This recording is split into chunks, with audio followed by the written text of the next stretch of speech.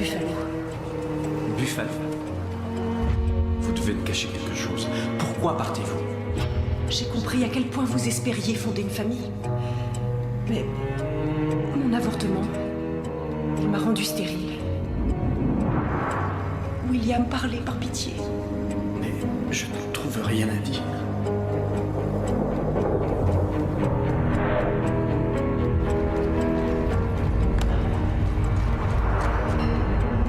Non, Julien!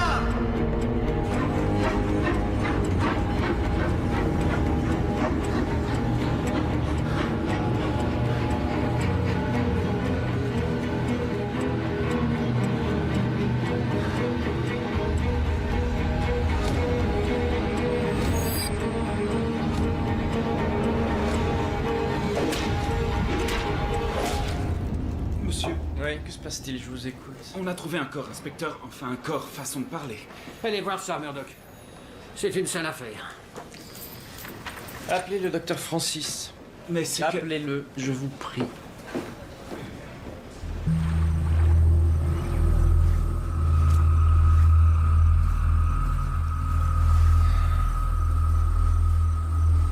Nom d'un chien. Monsieur Higgins, qu'avez-vous appris? Les demoiselles McMurphy étaient venues pour observer les oiseaux. Elles pensaient trouver un tohi à flanc roux. C'est un passereau. Les mâles sont noirs sur l'ensemble de la tête et le poitrail, alors que les femelles sont... Higgins, si vous aviez droit aux faits. Oui, pardon, inspecteur. Après avoir découvert les restes, Gladys McMurphy a couru frapper chez un riverain. C'est ce riverain qui nous a appelés par téléphone. Je vois. Et où est-il? Il avait différents rendez-vous à honorer, mais il passera faire sa déposition au poste. Il y tenait. Bien. Pour l'instant, nous devons draguer le cours d'eau depuis cet endroit jusqu'au lac. Jusqu'au lac, il y a une distance considérable entre les deux. Qu'est-ce qu'il y a? Ça vous pose un problème? Organisez les équipes, Higgins. Tout de suite, monsieur. J'espère que c'est la scène de crime la plus effroyable du siècle. Tout à l'heure, vous avez parlé d'une sale affaire. Je me suis dit que le docteur Francis pourrait nous rejoindre. La reine Victoria a tiré sur son amant. Le maire de notre bonne ville vient de se faire étriper par des dragons, quoi d'autre? Docteur Francis, j'apprécie votre présence. Je ne vois pas l'utilité de me déplacer sur les lieux du crime, inspecteur Murdoch. Je n'ai que faire ici. Mon travail ne peut s'effectuer qu'à la morgue. Docteur, s'il vous plaît. Bon, soit. Oh, Cette affaire est effroyable à souhait, certes. Vous me direz que c'est une hypothèse assez hasardeuse, mais est-il possible que votre victime ait été coupée en morceaux et insérée dans du béton? pas d'autres constatations en dehors de ce qui saute aux yeux. Faites transporter ce bloc dans ma morgue, je vous ferai mon rapport. Je ne doute pas une seconde que votre docteur Ogden aimait à venir flâner sur vos scènes de crime quand vous l'y invitiez. Mais sachez-le, je ne suis pas cette dame. Depuis 6 mois, je perds ma salive à vous le dire. Francis a sa façon de faire. Acceptez-le. Les choses ont changé.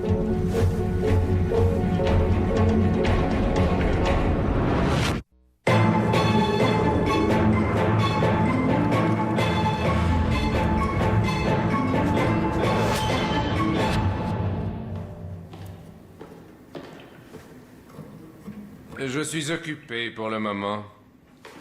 Oui, je me rends compte, docteur. J'étais venu m'excuser d'avoir sollicité votre présence sur les lieux du crime. Non, je ne le crois pas. Et dans l'espoir que vous ayez examiné les fragments de corps trouvés près de la rivière. Voilà, environ 3 heures. Si longtemps? Quelle horreur! Je devais avoir une affaire plus urgente et importante à traiter. De quoi pouvait-il s'agir?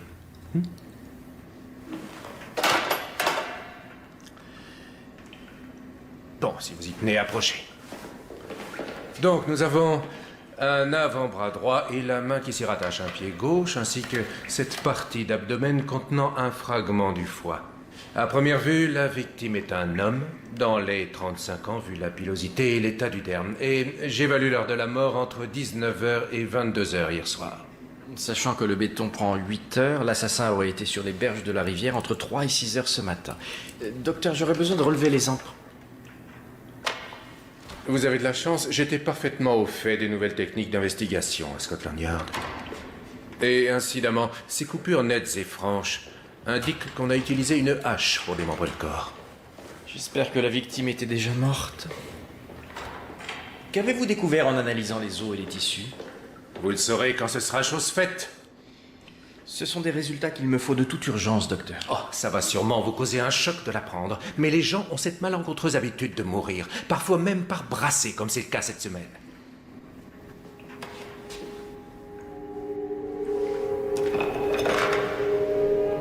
Puis-je emporter ce... Oui. Tout pourvu que j'ai enfin la paix.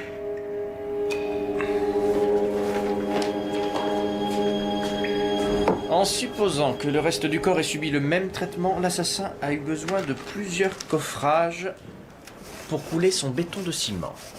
Ce motif nous indique que le moule a été fabriqué dans du bois, et d'après moi du bois de pin. D'autre part, la rivière est vraiment basse, là où nous avons trouvé le bloc. L'assassin aura pris un bateau pour jeter les restes de Monsieur Puzzle en eau plus profonde. Et sans raison, il aurait abandonné un des blocs. J'y vois une explication. S'il faisait nuit, il l'a perdu de vue dans l'obscurité et oublié derrière lui.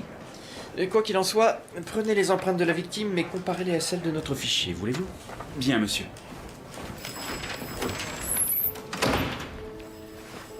Le docteur Francis et vous avez encore eu des mots. Non, le docteur Francis a tendance à exagérer. Écoutez, Murdoch. Le docteur Francis était un des meilleurs de Scotland Yard. Je ne me serais pas battu pour l'avoir autrement. À quoi ça ressemble que vous vous crêpiez le chignon depuis des mois tous les deux? Alors soyons clairs, que je n'ai pas à y revenir. Sinon quoi, monsieur? Pardon il y a l'homme qui nous a téléphoné pour les sœurs McMurphy. Il vient faire sa déposition. Il s'appelle Malcolm Lamb. Vous le connaissez? Oui, l'inspecteur Lamb a occupé la place de Murdoch en son temps.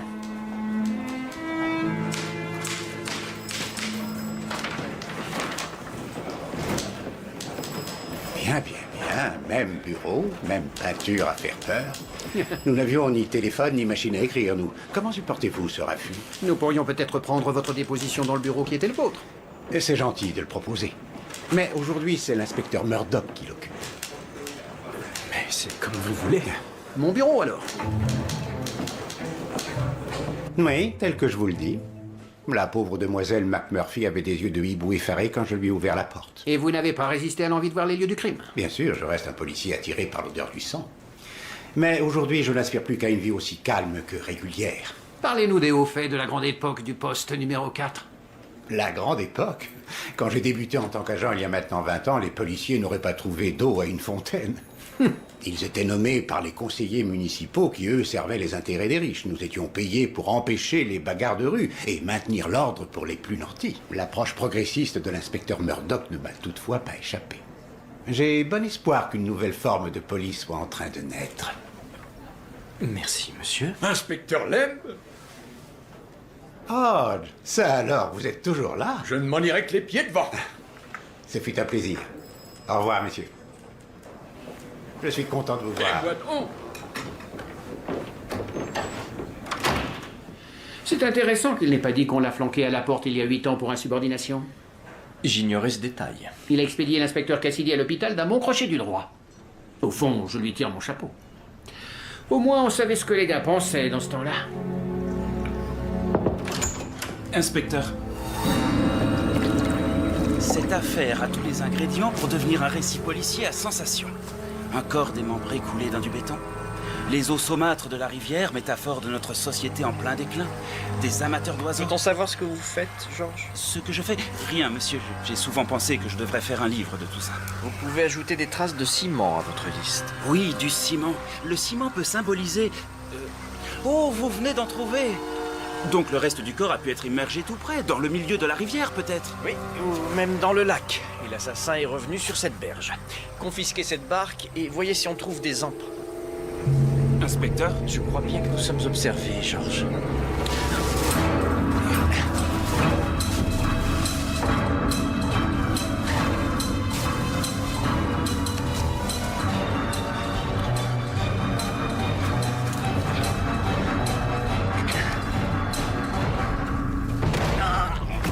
Je l'ai! Dites-moi qui vous êtes. Monsieur. Dites-moi qui vous êtes. Monsieur! C'est un vagabond, rien d'autre. Comment vous vous appelez?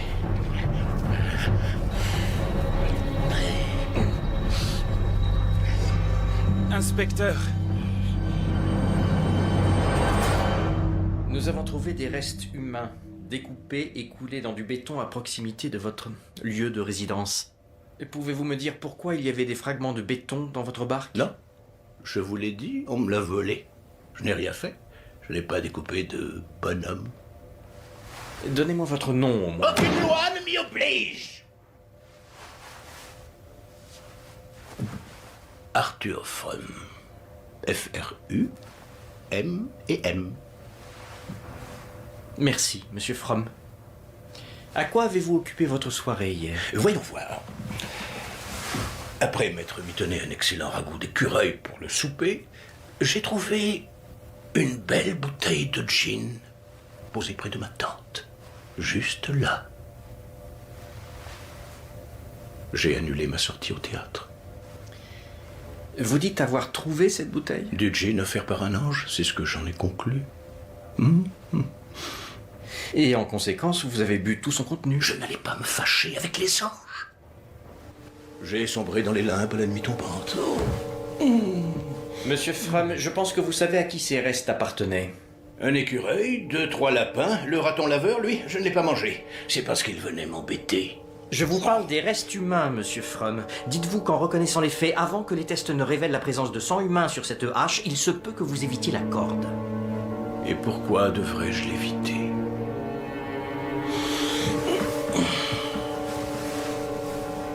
Veillez seulement à ce qu'on inscrive correctement le nom sur la tombe. Arthur H. Frum, avocat conseil et membre du barreau. Mari aimant et père dévoué.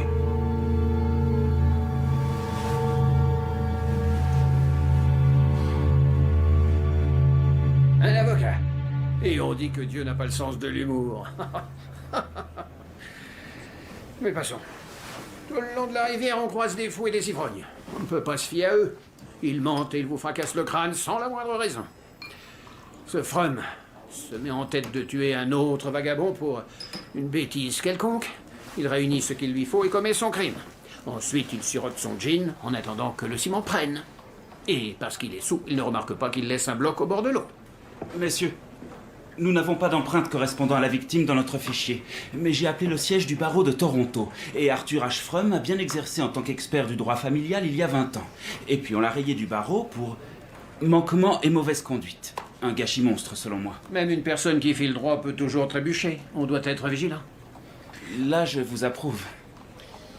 Georges, prenez des hommes et interrogez tous les vagabonds que vous pourrez trouver. Peut-être monsieur Frum s'est-il éloigné de la rivière cette nuit-là. Oui, monsieur. J'ai eu le docteur Francis au téléphone, il a du nouveau. Bien. Merci, Georges. Ah, Murdoch.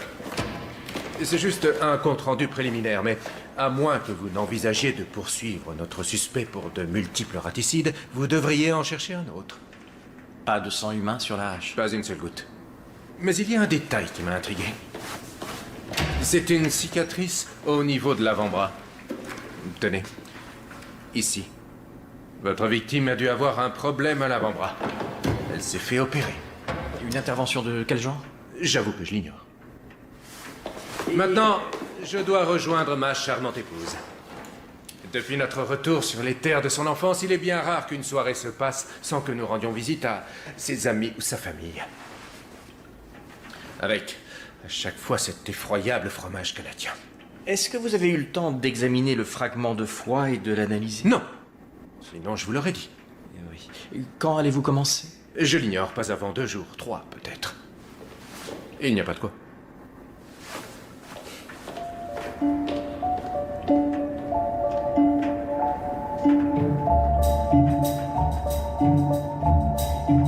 Cher Julia, j'espère que vous vous portez bien. Je vous adresse les photographies d'éléments concernant une affaire troublante afin d'avoir votre opinion. Avec tout mon... Cordialement. William. Inspecteur? Si je peux me permettre, monsieur, la méthode employée, je veux dire le découpage du corps, la fabrication des moules, le coulage du béton, tout ça nécessite d'avoir des idées claires et un geste sûr, 2 choses dont Frum est dépourvu. Personne ne peut témoigner qu'Arthur Frum était ivre-mort hier soir, et nous n'avons pu relever que ses seules empreintes sur le bateau. Qu'est-ce que c'est, monsieur? C'est un cadeau que je veux offrir à une connaissance, quelqu'un qui... Oh, je peux vous faire un joli paquet. J'ai un don inné pour faire les paquets. Bon, les collègues n'ont pas besoin de le savoir. Ça va aller. Bonne nuit.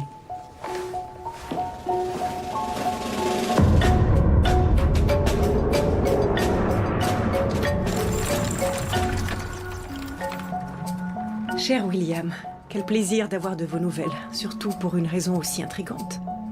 En ce qui concerne les éléments photographiés, les tissus cicatriciels du poignet m'évoquent une technique chirurgicale encore inédite chez nous. Je ne connais cette intervention que de nom. Il s'agit d'une... Transplantation artérielle? C'est encore au stade expérimental. L'opération consiste à enlever une artère en mauvais état que le chirurgien remplace par une saine prélevée au patient. Le docteur Francis connaît son affaire. Très peu de médecins doivent savoir ça. Oui, j'ai contacté le seul chirurgien du Canada qui réalise ce type d'opération, le docteur Leeson de Vancouver. Dans le télégramme qu'il m'a adressé, il dit avoir effectué une fois cette opération ici, à Toronto. Sur quel patient? Sur Duncan Burnside. Le Duncan Burnside auquel je pense? Bon Dieu, Murdoch, êtes-vous en train de me dire que le citoyen de l'année s'est fait découper à la hache? Je le déplore, mais oui, monsieur. Non, vache.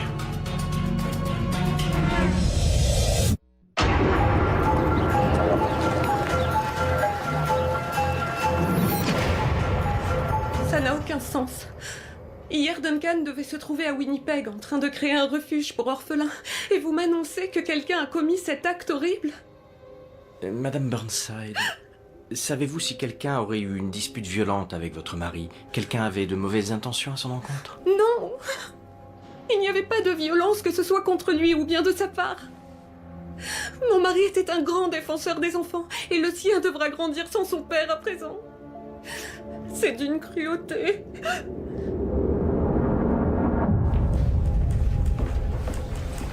Ah, Brackenreed. Vous vouliez me voir? Oui, effectivement. Je voulais vous féliciter. Grâce à votre compétence, nous savons que le corps dans le béton est celui de Duncan Burnside. Merci, c'est très aimable à vous.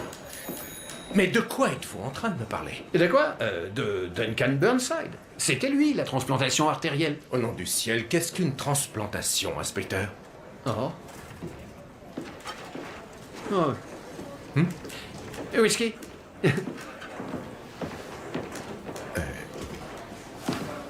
Il a fait des photographies.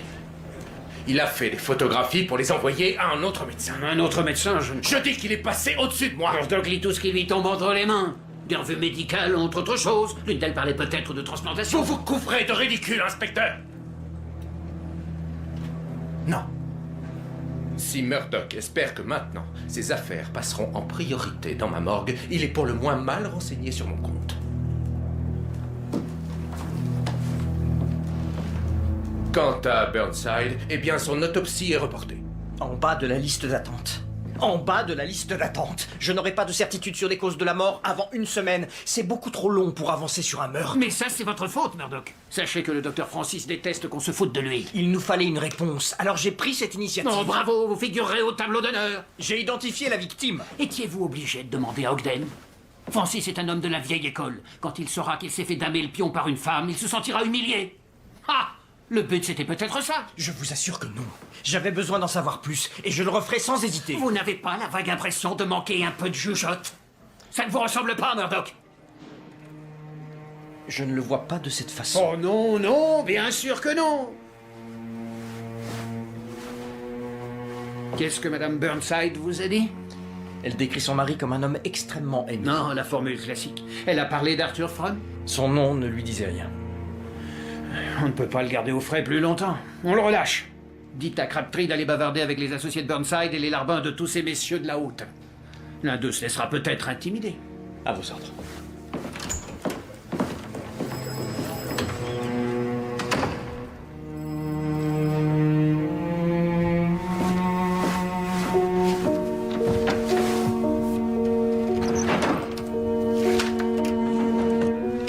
Cher William, j'espère vous avoir un peu aidé. Ça m'a rappelé le temps où nous étions collègues. Remerciez le docteur Francis d'avoir partagé ses clichés, et si vous avez besoin de confronter vos idées, n'hésitez pas. Bien à vous, Julia.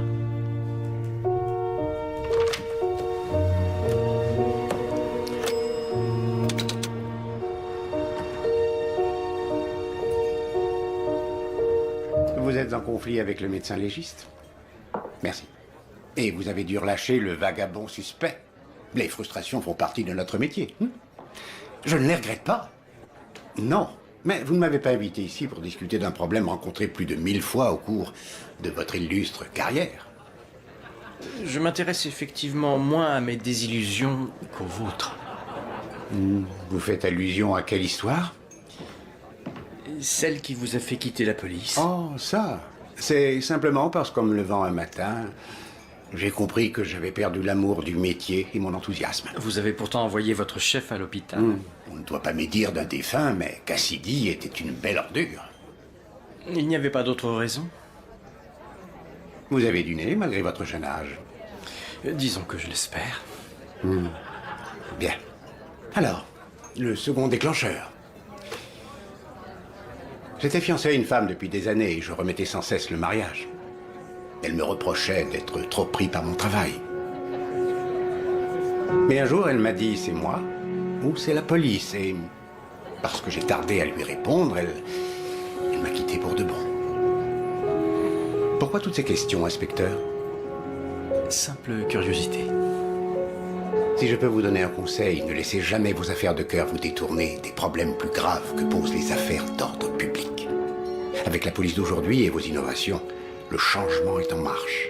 Vous jouerez un rôle crucial, Murdoch. Quelquefois, j'ai l'impression qu'il y a beaucoup trop d'obstacles. Les obstacles? Obstacles à la justice ou obstacles à notre contentement sont le cauchemar des hommes tels que nous. Une carrière d'inspecteur de police est faite uniquement de refus, Murdoch. Refus d'accepter quoi que ce soit d'autre que l'unique dénouement convenable. Alors au diable les obstacles.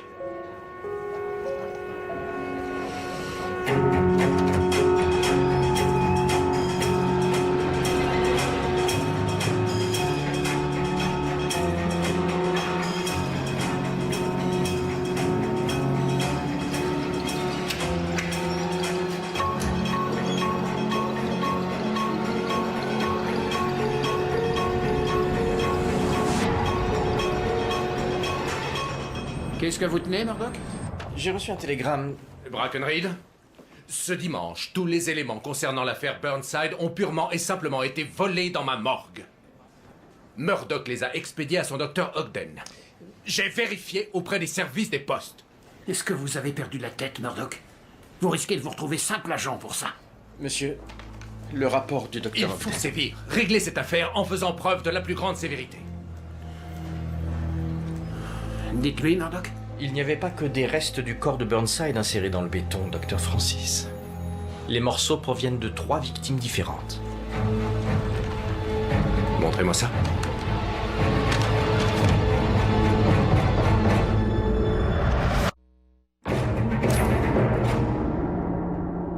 J'ai trouvé un taux élevé d'acide urique en analysant le fragment de foie. Cette victime avait la goutte. Et là, nous avons, bien en évidence, des lésions tissulaires. À en croire ce pied, nous avons un syphilitique dans nos victimes. Avec la transplantation artérielle de Burnside, ça nous en fait bien 3. Exact. Et donc, je vous confirme les conclusions du docteur Ogden. Autre chose. J'ai remarqué ceci. Nous avons des résidus de poudre à fusil sur le fragment d'abdomen. À cause du béton de ciment, ils sont peu visibles. Ces hommes auraient été tués par balle et on les aurait dépecés après leur mort. Pour l'un d'eux, c'est certain. Vous avez remarqué quelque chose? Le docteur Ogden émettait l'hypothèse que le pied de cet homme avait pu être entravé, soit par une corde ou un C'est lien. concevable, mais observez bien ces fines marbrures. Ce type de contusion apparaît quand la pression est plus constante. Je dirais que la victime a porté des fers. Des fers, vous êtes sûr? J'ai été médecin de la prison de Newgate pendant 3 ans avant d'être légiste. Je sais ce que je dis. On peut en déduire que le syphilitique a fait un séjour en prison. Oui. Ça m'aurait été fort utile d'avoir toutes ces précisions plus tôt. L'attitude que vous avez adoptée n'a servi qu'à nous ralentir. Un peu de modération vous aurait fait avancer plus vite. Excellent travail, docteur. Murdoch? Dans mon bureau.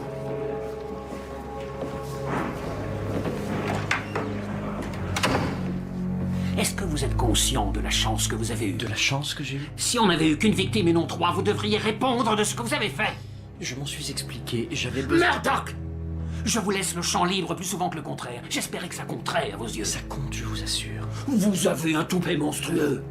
Écoutez-moi bien. Si vous me refaites un coup de ce genre, je vous serre la bride. Est-ce que je suis assez clair? Oui, monsieur. Bien. Donc, nous avons un citoyen de l'année, un ancien forçat atteint de syphilis, un inconnu souffrant de goutte et aucun suspect qui se tienne. Splendide. On progresse à grands pas. Si nous parvenons à trouver ce qui pourrait relier nos 3 victimes entre elles, nous aurons peut-être un nouveau suspect. Mais qu'est-ce qu'une huile comme Burnside aurait de commun avec un tolard vérolé jusqu'à l'os? C'est une excellente question. Il m'arrive d'en avoir parfois. Allez nous trouver la réponse. Messieurs, dans la liste des prisonniers qui sont sortis la semaine dernière, il n'y a qu'un syphilitique, un certain Cyrus Wheeler. Il avait pris 5 ans pour voie de fait. Quel âge a Wheeler? 38 ans, monsieur. Ça correspond. Il a cogné un gars de la pension où il logeait au point que l'autre a failli en crever. Donc ce type attend que Wheeler sorte de prison et lui tombe dessus. Mais pourquoi tuer Burnside et l'autre victime sans nom? Mon Dieu, comment je le saurais? Trouvez où il loge et ramenez-le. Je voudrais bien, mais il est mort il y a 2 ans. Vous auriez pu le dire tout de suite, au moins c'était clair. J'ai pas voulu vous interrompre. Chaque fois qu'on assemble 2 pièces de ce casse-tête, on en tire une 3e qui ne colle pas. Oui, c'est frustrant à la longue. Messieurs, les hommes de la maréchaussée de Coboconk ont consigné la disparition d'une personne ce matin, à la demande de Wilma Gelton. D'après elle, son frère Oslo Gelton devait séjourner à l'hôtel Empire, ici à Toronto, et personne ne l'y a vu. Cobo quoi? Coboconk. Coboconk. Je crois que ça signifie le point sur le rivage où les goélands aiment à venir nicher.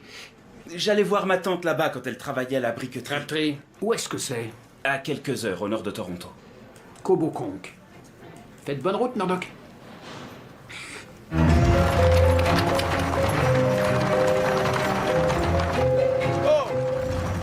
Mademoiselle Gelton? Oui? Inspecteur William Murdoch, maréchaussée de Toronto. Avez-vous des nouvelles de mon frère? C'est Oslo. Et il vit ici? Oui, nous nous sommes installés ici quand Oslo a obtenu son diplôme de la faculté de Toronto. Mademoiselle, si ce n'est pas indiscret, votre frère souffre-t-il d'un quelconque désordre physique? Non, enfin rien de très inquiétant. Un peu de dyspepsie et quelques crises de gouttes. C'est important? Ce sont les questions habituelles. Connaissez-vous les raisons du déplacement de votre frère à Toronto? Je serais bien incapable de vous répondre. Mais j'ai trouvé ceci dans le bureau d'Oslo hier, et je pense que c'est ce qui l'a incité à partir aussi précipitamment. Il vient de se produire un événement requérant toute notre attention. Ma voiture viendra vous chercher jeudi à l'hôtel Drake à 7h du soir. Ce télégramme est signé DB. Est-ce que votre frère vous a parlé d'un certain Duncan Burnside? Non. Qui est-ce? Nous avons découvert que cet homme avait été victime d'un meurtre. Voyons, inspecteur, Oslo ne peut en aucun cas avoir trempé dans un meurtre. Non, madame, et ce n'est pas ce que je disais. Non, mais alors...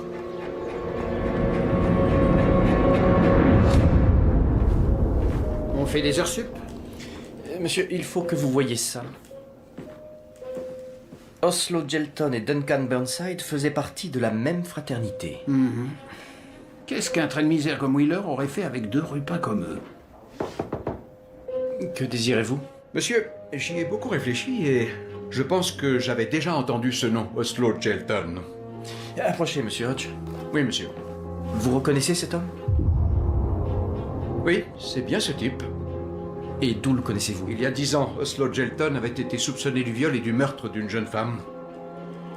Retrouvez-nous le dossier de cette affaire. Harriet King. D'après ses notes, elle enseignait le secrétariat dans une école. Et Oslo Gelton, on mentionne son nom? Oui, je l'ai là. Gelton a été conduit au poste pour interrogatoire. Un témoin oculaire, un patron de pub, Richard Duff, a affirmé avoir vu Gelton s'enfuir en courant du lieu du crime. Oui, mais le patron du pub s'est rétracté. Ah, monsieur, Gelton avait un alibi. Il aurait passé la soirée à la bibliothèque de l'université. Alibi corroboré par 2 témoins qui étaient... d'un côté un homme de peine et de l'autre un étudiant. Ce jeune étudiant s'appelait Duncan Burnside. Laissez-moi deviner, cet homme de peine, c'était Cyrus Wheeler. Fantastique. Nous avons le lien entre les victimes maintenant. Oui, Georges. Mais on ne sait toujours pas qui a pu les tuer.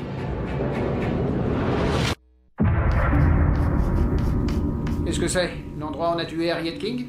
Oui, monsieur. Le corps de Mademoiselle King a été découvert dans le fond de la ruelle, juste là. Et Oslo Gelton aurait été aperçu à cet endroit avant de fuir le lieu du crime. Et le témoin oculaire?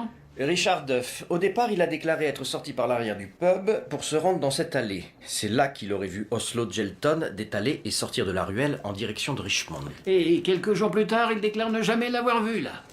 Faudrait savoir pourquoi il s'est défilé. Le jour suivant la découverte du corps d'Harriet King, la Gazette titre l'inspecteur Cassidy pense que le meurtre est l'œuvre de plusieurs hommes. Curieusement, dans l'édition parue quelques jours plus tard, on l'interroge et il a une autre théorie. Un unique agresseur. Et comme Burnside et Wheeler soutiennent l'alibi de Gelton, tout ce beau monde peut dormir en paix, y compris les journalistes. Elle sent vraiment le pourri, cette affaire. Il faut retrouver le patron du pub de toute urgence. Notre prédécesseur pourrait avoir une piste. Malcolm Lemb. L'idée est bonne. 2 fois en une semaine.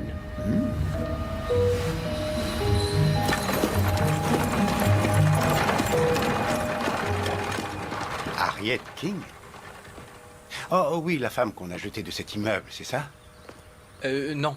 Elle s'était fait violer puis assassiner dans une ruelle derrière. Oh oui, j'y suis, derrière un bar. Ça me revient, le Dominion Ale House. Oui, c'est cela, oui. Oh, Dieu que c'est loin. À l'époque, j'étais simple agent. Mais quel lien entre votre affaire et Harriet King, paix à son âme? Dans le bloc de béton que nous avons trouvé, il y avait des fragments de 3 victimes. 3?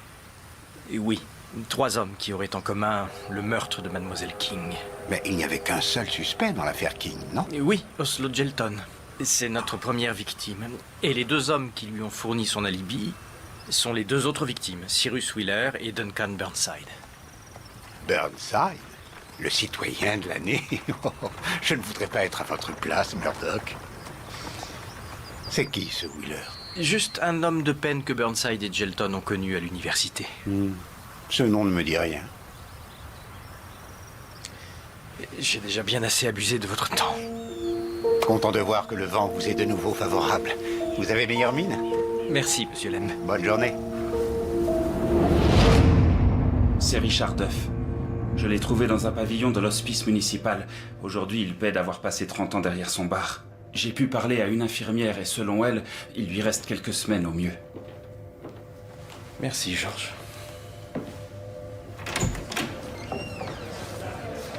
Monsieur Duff? Inspecteur William Murdoch.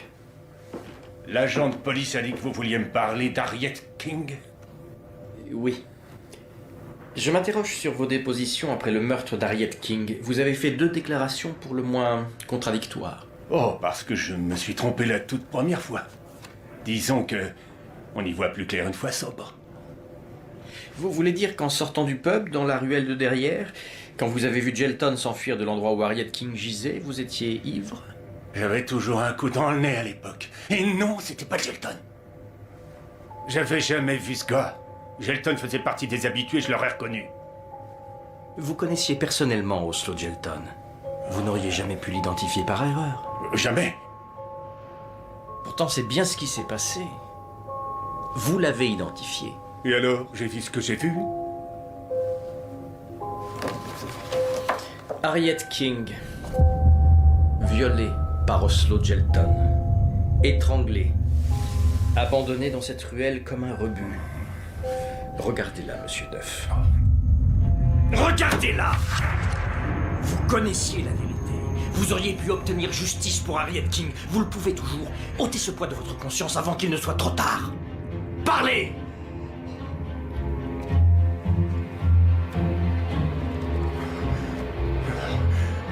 Oui, j'ai vu Gelton. Je l'ai vu s'enfuir. C'était bien lui. Il courait en vociférant. Il criait? Il hurlait. Il disait à ses copains de l'attendre. J'ai entendu 2 voix au loin lui répondre « Cours, allez, dépêche-toi, je vous le jure !» Avez-vous vu ces 2 hommes? Oui, ils étaient venus au pub avec Gelton plus tôt cette nuit-là. Ils jouaient les gros bras. Donc ils étaient ensemble dans le pub ce soir-là? Oui, le premier, c'était un rupin, comme Gelton. Et l'autre genre de... Ils veulent s'en canailler un peu, je me suis dit, parce que ce gars-là, il fait un peu vermine. Et... Harriet, c'était une gentille fille. Et c'est pas... Il l'embêtait, il lui tournait autour ce soir-là. Elle a dit « Laissez-moi maintenant, mais eux... » Alors elle est partie. Et ces hommes l'ont suivi. J'ai eu la bêtise de penser. Ils rentrent chez eux, ils ont compris.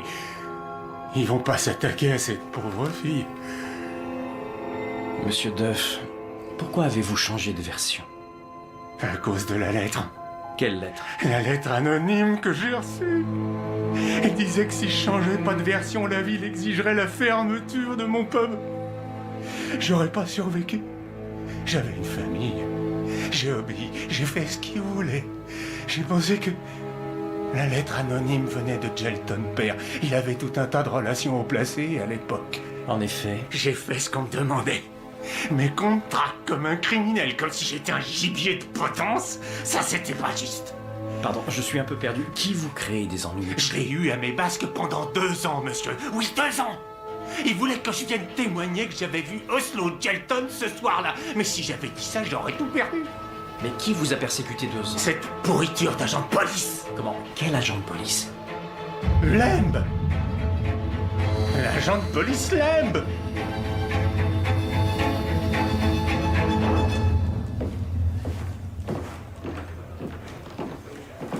Monsieur Hodge,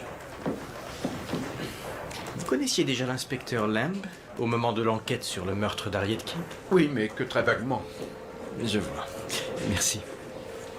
Il me semble qu'il était fiancé à cette époque. À une jeune fille charmante. Elle s'appelait Sarah Connolly. J'espère que Malcolm n'a pas d'ennui, inspecteur. Nous sommes à la recherche de personnes se souvenant de détails, même les plus petits, sur un meurtre qui remonte à 10 ans, celui d'une jeune femme, Harriet King. Ce nom ne vous est pas étranger. C'est vrai, c'est une histoire tellement triste. Pour Harriet, bien sûr, mais aussi pour Malcolm. Malcolm? Mais pourquoi? Il se tourmentait beaucoup pour cette enquête. C'était au point qu'il oubliait tout le reste, y compris moi. Vous vous êtes séparés à cause de cette affaire? C'était devenu une obsession. Une vie merveilleuse nous attendait. Le plus douloureux fut de le voir s'éloigner pour des raisons que je ne pouvais comprendre et qui me dépassent encore. Et sans vouloir abuser, est-ce que Malcolm m'avait mentionné les noms de Burnside, Gelton ou Wheeler? Je n'ai jamais oublié ces noms. Malcolm était persuadé qu'ils avaient violé puis tué Harriet King. C'est qui ce Wheeler? Juste un homme de peine. Ce nom ne me dit rien. Je ne sais pas, voyez avec lui. J'en suis à me demander si je dois rire ou pleurer. Soyons sérieux, vous savez que je n'ai rien à voir avec ces meurtres. J'aimerais pouvoir l'affirmer, mais les faits posent problème. Ah bon? Quel fait? Vous étiez comme obsédé par l'idée de rendre justice à Harriet King. D'où tenez-vous que ça m'obsédait? De Sarah Connolly. Sarah? Oh nom du ciel, elle se plaignait constamment que je m'occupais trop de cette enquête. Trop? Mais vous avez dit à Murdoch que vous vous en souveniez à peine. J'ai aussi interrogé le patron du pub, Richard Duff. Il affirme que longtemps après l'enquête, vous l'avez harcelé pour qu'il admette que c'était bien Oslo Gelton qu'il avait vu s'enfuir de la ruelle. Oui, je le reconnais, mais je l'ai fait sur mon temps libre parce que je voulais prendre du galon. Nous avons fouillé la maison et nous n'avons rien trouvé d'incriminant. Content? On peut en finir avec ces bêtises?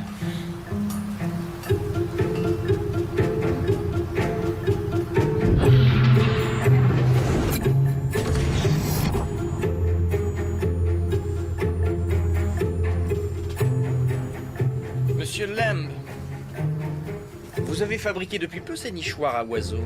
Oui. Pour les offrir aux demoiselles McMurphy. Les deux amoureuses des oiseaux. Inspecteur, il me semble que c'est du bois de pin. J'aimerais savoir en quoi c'est criminel de passer le temps en fabriquant des nichoirs à oiseaux. Quand comme ici, cela sert à cacher des éléments d'enquête. Vous avez attendu longtemps. Il fallait que Cyrus Wheeler sorte de prison pour mettre votre plan en application. Vous avez attiré les 3 hommes à l'hôtel Drake avec des télégrammes trompeurs. Duncan, tu es là? Vous les avez maîtrisés, puis conduits ici. C'est absurde, relâchez-nous! Et vous les avez abattus, avant de débiter leur corps en morceaux. Après avoir inclus leurs restes dans du béton, vous avez pris la barque d'Arthur Frum, sachant que le pauvre serait ivre-mort grâce à la bouteille de gin que vous aviez laissée à côté de sa tente dans la soirée.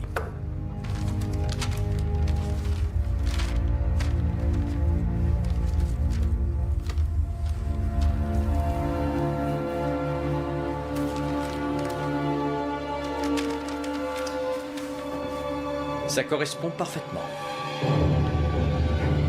Malcolm Lemb, je vous arrête pour meurtre.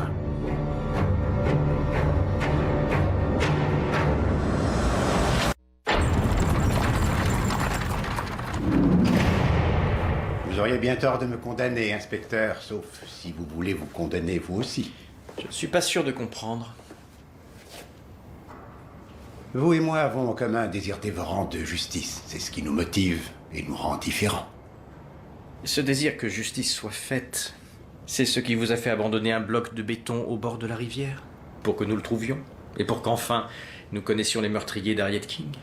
Oui, mais j'ai cru que vous ne me retrouveriez pas. J'étais sûr d'être plus malin que vous. J'ai eu tort. Si vous aviez jeté tous les restes dans la rivière, nous n'aurions jamais pu remonter jusqu'à vous. C'est comme si vous vouliez vous faire prendre. Je pensais que c'était un risque calculé. Je me tenais là, au bord de la rivière, prêt à charger le dernier bloc quand une idée m'a frappé.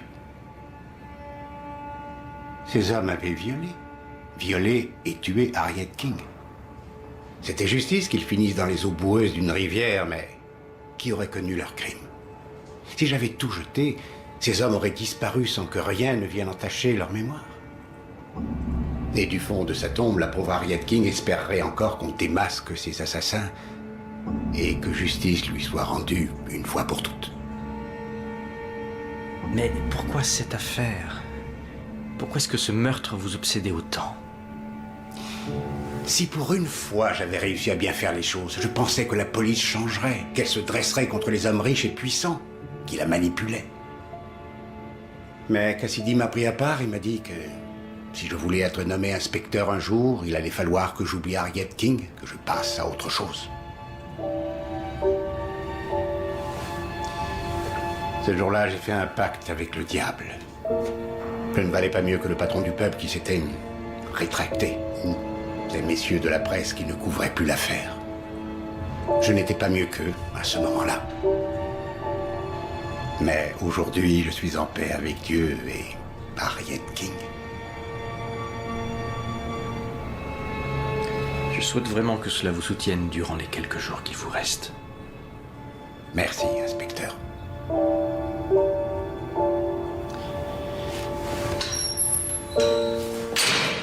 Inspecteur, comment va Sarah? Elle va bien. Elle se fait du souci pour vous. S'il vous plaît, dites-lui que je suis serein. Que je suis en paix.